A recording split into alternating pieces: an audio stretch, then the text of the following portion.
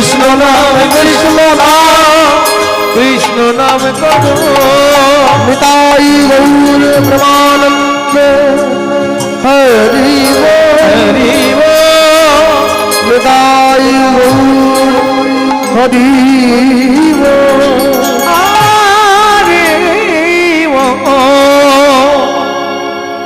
আমরা বলতে গিয়ে সবার আগে দাঁড়িয়ে স্থানে বলবো, এই যে আপনাদের আজকে উস্থি রাধাগোবিন্দ মন্দির প্রাঙ্গণে হরিনাম সংকীর্তন হচ্ছে, তা এই হরিনাম সংকীর্তনের যে বিপুল ব্যয়ভার, এত এত কীর্তনীয়গণকে আহ্বান করেছে এই মন্দির কমিটি সদস্যরা, এবং সেই সঙ্গে সকল ভক্তদের জন্য প্রসাদের তারা ব্যবস্থাও রেখেছে। সকলে প্রসাদ পাবেন, তারপরে ঘরে ফিরবেন। হ্যাঁ, তো এর জন্য যে অর্থ, যে ব্যয়, এটা সম্পূর্ণ আপনাদের কাছ থেকেই ওরা ভিক্ষা করে এই ভগবানের সেবা, ভক্তদের সেবায় নিয়োগ করে। তো এরা আপনাদের সম্মুখে যাবে, যে যেমনভাবে পারবেন এদের ভিক্ষার ঝুলিতে দান করবেন। রাস্তায় ভিক্ষার কথা বললেই দেখি লোকে লুঙ্গি নিয়ে উঠে পড়লো, জায়গাটা রাখ, বাইক থেকে আসে, ওই সবই দরকার নেই। হ্যাঁ, যে দেবেন না, না দেবেন, কোনো দুঃখ নাই, জায়গায় বসবেন। হ্যাঁ, ওই যে অসীম যাচ্ছে সকলের কাছে, হ্যাঁ দাও। হ্যাঁ, কমিটির দাদা ভাইরা যাবে, আপনারা যে যেমন ভাবে পারবেন ওদের ভিক্ষার ঝুলিতে দান করবেন, যে হয় পারবেন। হ্যাঁ, সবার কাছে অনুরোধ রইল ভিক্ষার জন্য, কারো কাছে কোনো জোর নেই।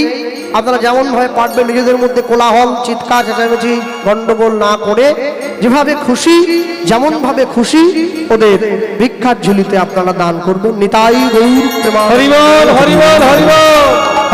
চলো লীলা মাধুর্যের মধ্যে প্রবেশ করি। প্রবেশ করতে গিয়ে সবার আগে বলবো, আমরা সব সময় শুনেছি বলতে অন্য কিছু নয়, এটা নিয়ে আমার এখানে আসা 2 বছর হয়েছে, এটা নিয়ে 3 বছর। তা আমি সবার আগে বলতে গিয়ে বলি, আমরা শাস্ত্রোক্ত মহাজনের নির্দেশ অনুযায়ী আমরা একটা সুন্দর কথা সবসময় কানে পড়ে আমাদের, অন্য কিছু নয়। আমরা শুনতে পাই, মুচি হয়ে সূচি হয় যদি কৃষ্ণ ভজে, সূচি হয়ে মুচি হয় যদি কৃষ্ণ ত্যাজে। অর্থাৎ কথা নয়, নিজেদের মধ্যে কথা বলবেন না। কেউ যদি কৃষ্ণ ভজন করে, ভগবানকে ভালোবাসে, ভগবানকে শ্রদ্ধা করে, তাহলে সে যদি মুচির ছেলেও হয় তাহলে সে পবিত্রতা অর্জন করতে পারে না। মুচি হয়ে সূচি হয় যদি কৃষ্ণ ভজে, এই কথা তাৎপর্য এটাই যে কেউ যদি চণ্ডালের ঘরে জন্মায়, মুচির ঘরে জন্মায়, সে যদি কৃষ্ণ ভজন করে তাহলে সে ব্রাহ্মণ হয়ে যাবে, এরকম কোনো কথা নেই। তাহলে মুচি হয়ে সূচি মানে যদি কৃষ্ণ ভজন করে তাহলে ভগবানকে, ভগবানের দর্শন পেয়ে ভগবানের চরণ সান্নিধ্যে যাওয়ার মতো তার সৌভাগ্য অর্জন হবে, এটাই তার সুচিতা। এই জন্য বলা হয়েছে মুচি হয়ে সূচি হয় যদি কৃষ্ণ ভজে। তারপরে বলা হলো সূচি হয়ে মুচি হয় যদি কৃষ্ণ ত্যাজে। অর্থাৎ যদি কেউ ব্রাহ্মণের সন্তান হয়েও কৃষ্ণ ভজন না করে তাহলে সে ব্রাহ্মণ থেকে মুচি হয়ে যাবে, এটা বলা নেই, সে ব্রাহ্মণই থাকবে। তাহলে কি হবে, তার কর্মফলের বন্ধনটা নষ্ট হয়ে যাবে, মানে তার কর্মবন্ধনটা ছোট হয়ে যাবে, সে চণ্ডাল মানসিকতার জায়গায় নেমে আসবে। তাই জন্য কথাটা বলা হয়েছে সূচি থেকে মুচি হয় যদি কৃষ্ণ ত্যাজে। সবার আগে বলতে গিয়ে বলি, হরিসভায় বসে আজকে আপনাদের শেষ দিন, মহাপ্রসাদ বিতরণ হচ্ছে, সকলে প্রসাদ পাবেন। আর আমরাও বলতে গিয়ে বলি, হরিসভায় দাঁড়িয়ে আমাদের আস্বাদিত গীতব্য লীলা মাধুর্য, হ্যাঁ পরম বৈষ্ণব ভক্ত বলি, শুধু কেন কৃষ্ণ ভক্তের কথাই বলি, পরম কৃষ্ণ ভক্ত প্রেমানন্দের জীবনী কথা।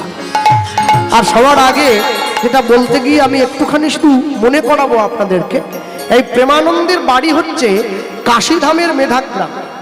মেধাগ্রাম কোথায়? কাশীতে ছোট্ট একটা গ্রাম আছে, যে গ্রামটার নাম হচ্ছে মেধাগ্রাম। এই মেধাগ্রামের সকল মানুষ তারা পণ্ডিত, এই প্রেমানন্দের বাবার নাম ছিল হরিদাস। হরিদাস পণ্ডিত ছিলেন। পণ্ডিতের লক্ষণ কি ছিল? আগেকার দিনে মাথা ন্যাড়া হতো, মাথায় একটা শিখা থাকতো, যাকে আপনারা টিকি বলেন, ধুতি পাঞ্জাবি পরত, আর কথায় কথায় সংস্কৃত শ্লোক বলতো, হাতে একটা কমণ্ডল থাকতো। এটা পণ্ডিতের লক্ষণ ছিল। আর বর্তমান 2024 এরা শিক্ষিত হয়, তাদের লক্ষণ কি? ছেঁড়া প্যান্ট থাকে, ফ্ল্যাটে চলে যায়, দেশের বাড়িতে থাকে না, বাপ মার ঘাট ধরে বাড়ির বাইরে বের করে দেয়, মাকে বৃদ্ধাশ্রমে পাঠিয়ে দেয়, দুবেলা দুমুঠো খেতে দেয় না, সঙ্গে কুত্তা নিয়ে ঘুরে বেড়ায়। এটা পণ্ডিতের লক্ষণ 2024-এ। হ্যাঁ, আর তখনকার পণ্ডিত সঙ্গে কুত্তা নেয়নি, একাই ঘুরেছে। হ্যাঁ, প্রেমানন্দের বাবা গিয়ে প্রেমানন্দকে বলছে, হ্যাঁ রে প্রেমানন্দ, আমি তো পণ্ডিত, তোর কি ইচ্ছে করে না আমার মতো পাণ্ডিত্য অর্জন করে পণ্ডিত হতে? প্রেমানন্দ বলছে, বাবা হ্যাঁ, তুমি যদি পণ্ডিত হও তাহলে আমার ইচ্ছে কি করে জানো? তোমার থেকে আরো বড় পণ্ডিত হয়ে পাণ্ডিত্য অর্জন করতে। যেই বলেছে, বাবা সঙ্গে সঙ্গে বলছে, খোকা তুই যদি তাই চাস তাহলে চল গুরুদেবের আশ্রমে থেকে লেখাপড়া করবি। গুরুদেবের আশ্রমে থেকে লেখাপড়া না করলে তুই পণ্ডিত হবি কি করে? জীবনের 4টে ধাপ, ব্রহ্মচর্য, গার্হস্থ্য, বানপ্রস্থ, সন্ন্যাস।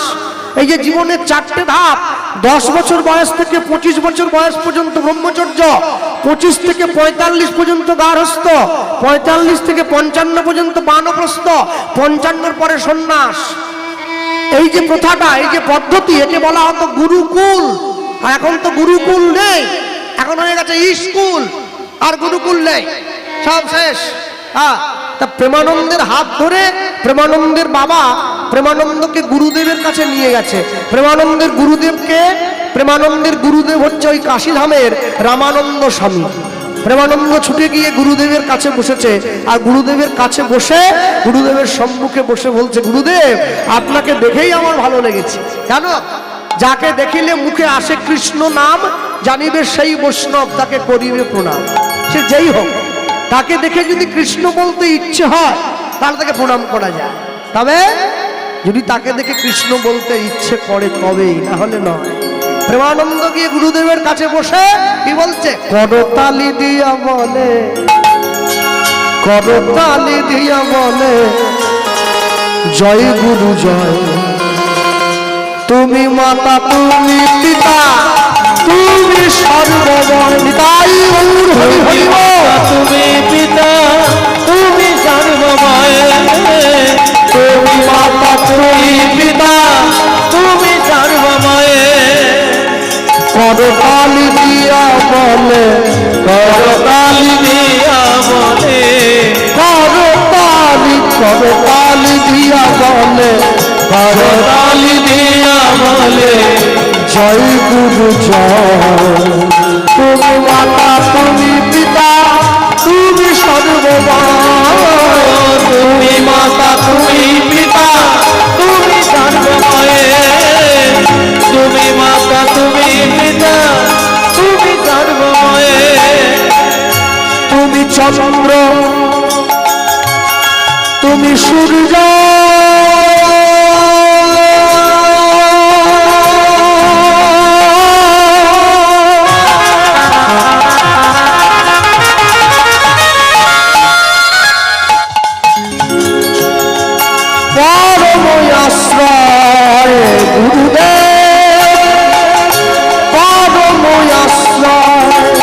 তুমি চন্দ্র, তুমি সূর্য, তুমি পরময়াশ্রয়, গুরুদেব পরময়াশ্রয়।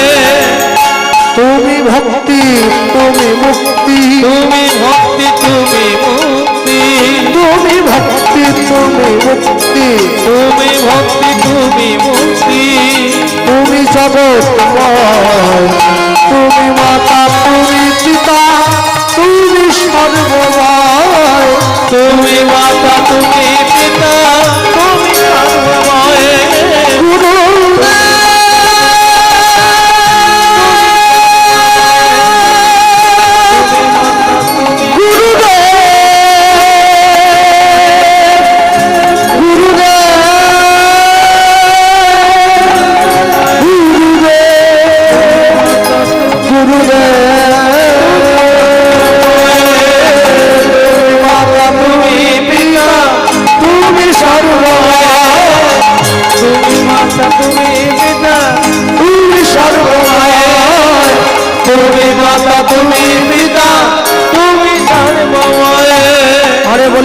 পরম দয়াল শ্রী গুরুদেব কি জয়। গুরুদেবের চরণে গিয়ে প্রণাম জানিয়েছে। গুরুদেব প্রেমানন্দকে তুলে বক্ষ মাঝে জড়িয়ে ধরলো। প্রেমানন্দ, তুমি যাওয়ায় জড়িয়ে ধরে এত ভালো ভালো কথাগুলো বললে, এত ভালো ভালো কথাগুলো তোমায় কে শিখিয়েছে? আগে আগে গুরুদেব আমাকে কেউ শিখিয়ে দেয়নি, আমি নিজের থেকে আপনাকে দেখে বললাম। বাহ, তাই এত ভালো ভালো কথা তোমায় কেউ শেখায়নি, তুমি নিজের থেকে আমায় বললে? হ্যাঁ বললাম। আচ্ছা, তুমি কি আমার আশ্রমে থাকবে? আগে থাকবো। বাহ, তাহলে তুমি যে আমার আশ্রমে থাকবে প্রেমানন্দ, আমার আশ্রমে থাকলে তো কাজ করতে হবে বাবা। কাজ কাজ তো করবো। কি কাজ করবে? কেন?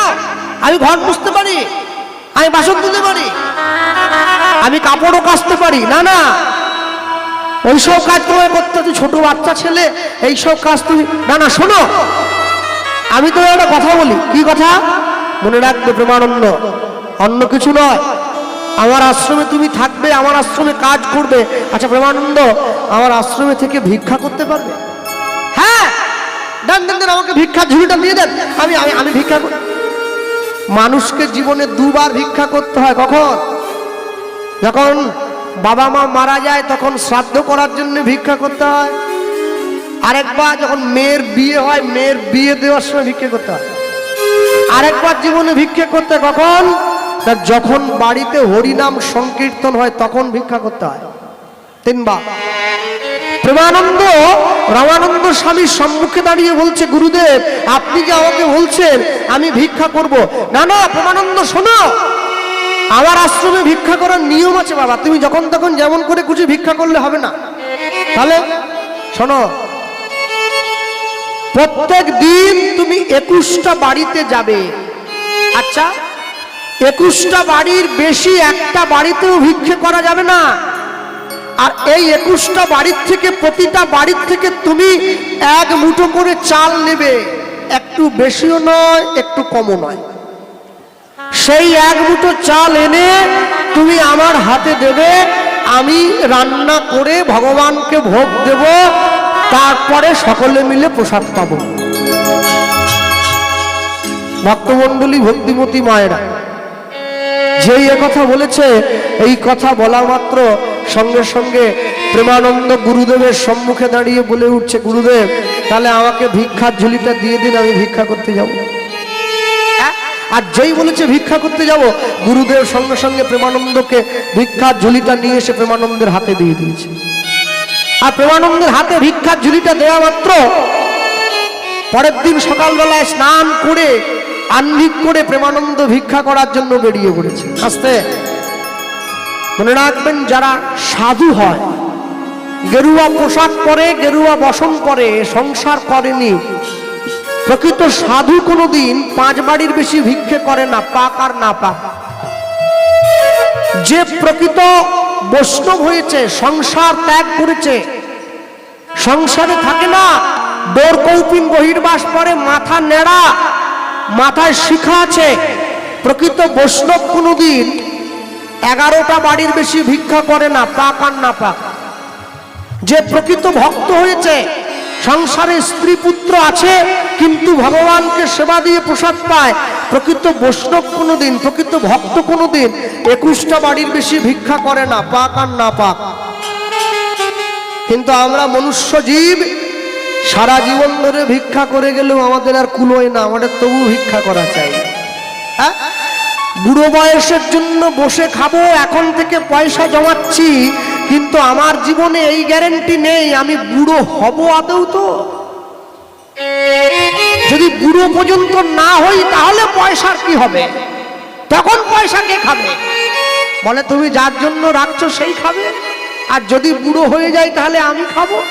মনে রাখবেন, আপনি যতই ক্যাকড়ার মতো সবসময় 8টা পা দিয়ে এরকম করে আঁচড় কামড় করুন না কেন, যতটুকু আপনার কর্মে আছে ওইটুকুই আসবে। তার থেকে যতই ছটফট করুন, একটু বেশিও পাবেন না, একটু কমও পাবেন না।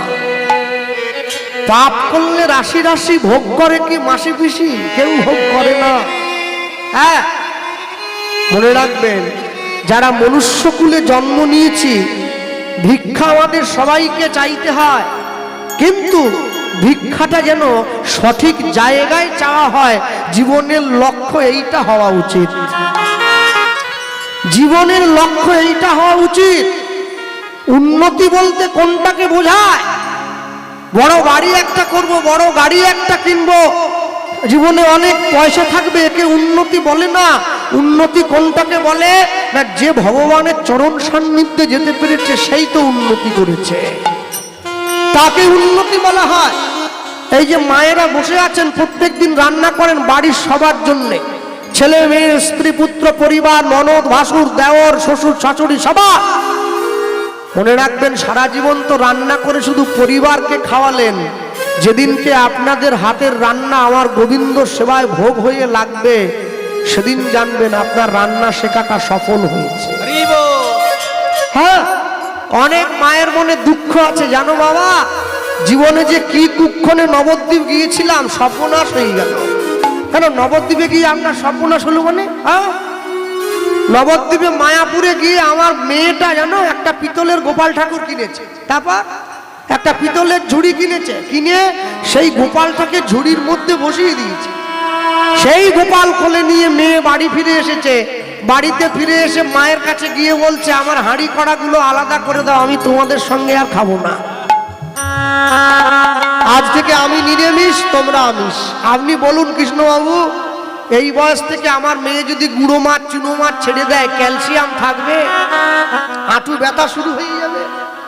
আরে যার বাড়ির মেয়ে, যার বাড়ির ছেলে গোপাল কোলে নিয়ে এসে নিরামিষ সেবা করে, তার 14 পুরুষের ভাগ্য ভালো, তোমার ছেলে নিরামিষ খাচ্ছে। চাইলে চোরের জন্ম দেওয়া যায়, চাইলে সাধুর জন্ম দিতে পারবে না কেউ।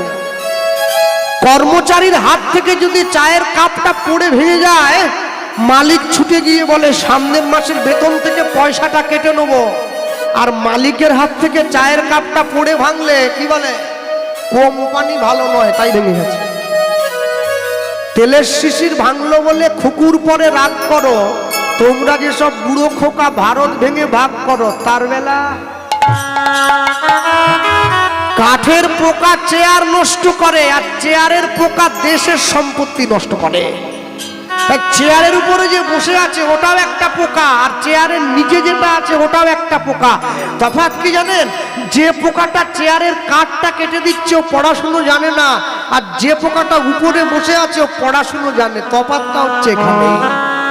কেউ যদি Please subscribe my YouTube channel and like, comment, share please.